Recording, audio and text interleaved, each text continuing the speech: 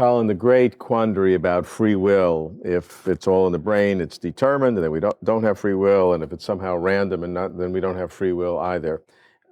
Getting out of this, because we seem to think we do have free will, and if that's not an illusion, how does it happen? You've talked about the concept of mental causation as being something that we need to understand. Yes. How does that work? Well, when we think about the physical world, we seem to have two notions of how things happen. One is they happen deterministically, that is, they follow from laws.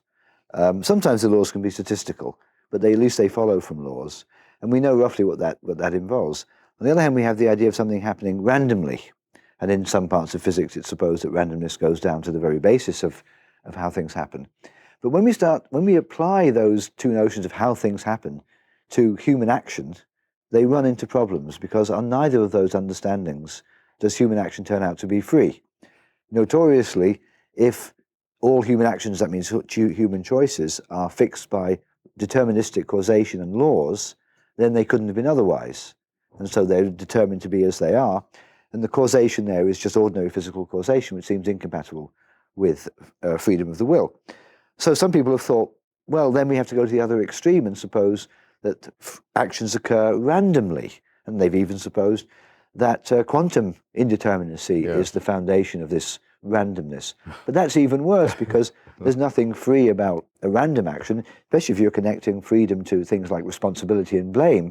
Because how can you be blamed for the fact that there's a random event in a quantum, that's somehow amplified into you moving in a certain way? So that's the structure of the problem. I think what we need to do is recognize, to begin with, that we need to assume that there's another kind of causation, or how things happen, mental causation. And we can say what the causal relations are. We can say, for example, that my beliefs and desires enter causally into a relation with my actions and my decisions. So there is a causal relation there, and we can say, and we do say, it was because of my beliefs and desires that I did what I did. The mistake is to think that because just means exactly the same thing, and there's no more than the because when you say the bridge collapsed because of all the weight on it and the laws of mechanics and so on. So you need the idea of mental causation. Now somebody may say to me at that point, but what is this idea of mental causation? How do you explain it? My point there is that you can't explain it in terms of ordinary physical causation. It's a sui generis type of causation. It's a different kind of thing. If you say to me, well, all right, tell me what it is, my answer is this: I don't know what it is. I think it's mysterious what it is. So there is a kind of causation, but we don't have any good theory of what that causation is. So we can't really have a science of why people act. We don't even have the entities by which one would cause the other in this mental world. I mean, we don't even know what we're talking about to say that one causes the other. Well, we don't know the nature of those. We can at least say they are things like beliefs and desires. We can say that. So the causes of those and the effects of the actions. Okay, but we don't know what those are. We don't know what they are themselves if we're considering it, especially consciousness. But the point I'm focusing now, though, on the point that we don't know the manner in which those things are causally connected to the action. They don't necessitate the action. Right. But they don't determine the action in the usual way a law determines it. So they do it in some other way. Now, if you ask me what way that is, I don't think we have an answer to that. We don't have a clear conception, or any conception, of the nature of that kind of causation. But what you're saying, I think, that would at least show us a possible path out of this paradox, because if it's determined or random, there's no free will, and we have this absolute internal certainty that we have it. Now maybe that's an illusion, but if it's not an illusion, we have to solve the problem. You're trying to show there may be a path in terms of a different kind of causation. What it is we don't know, but everything else doesn't work, so maybe we should I'm trying to save free will by saying that the two options that people have always brought to bear, determinism or randomness, don't exhaust the options.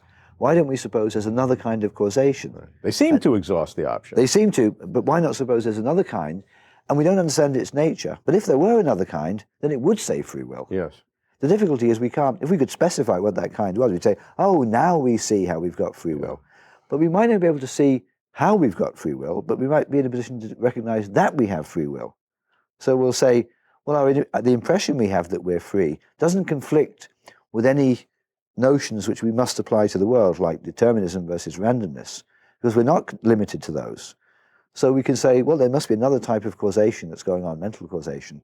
And if there is such a type of causation, then free will can be saved because it depends on that type of causation. It doesn't solve the problem of free will in the way some people have wanted to solve it, by specifying the mechanism by which choices and actions occur. It just provides space for there to be a mechanism. And just says, well, let's not try to force all kinds of causation into the mold of the physical causation that we apply in the sciences. Because all the other efforts to explain free will within the world of physical causation, they fail. They fail pretty quickly. And systematically. And pretty quickly. And you can't fix them up in the same terms. So the first step is to recognize that modeling mental causation on physical causation is a mistake. That can't be done. So now if we then say, well, then there's another type of causation, then we can't argue anymore. Look, either it's deterministic or it's random. Therefore, it's not either. Therefore, it doesn't exist. Then we can say, because there's now a third possibility. And that if that possibility obtains, then we can suppose that actions are free in virtue of that mental causation, even though we have to concede that we don't understand the nature of that mental causation.